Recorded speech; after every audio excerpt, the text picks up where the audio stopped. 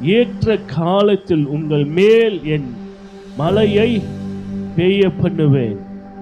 பூமி தன் பலனை கொடுக்கும், மரங்கள் தன் கனியை கொடுக்கும்.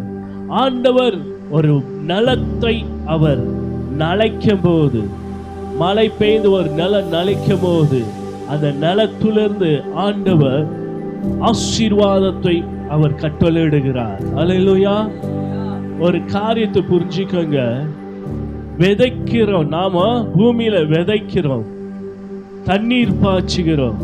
விதைக்கிறனாலும் பலன் அல்ல, தண்ணீர் ஊத்துகிறனால பலன் அல்ல, விளைய செய்கிற கர்த்தர்னால தான் பலன் உண்டு. நம்ம வாழ்க்கையில சக்சஸ் எப்படின்னா, நான் படுகிற பிரயாசத்தினால, நான் படுகிற காரியத்தினால, நான் செய்கிற முயற்சினால தான் பலன் வர்றதுனால, அந்த பலனை கொடுக்கிறவர் கர்த்தர். அல்லேலூயா.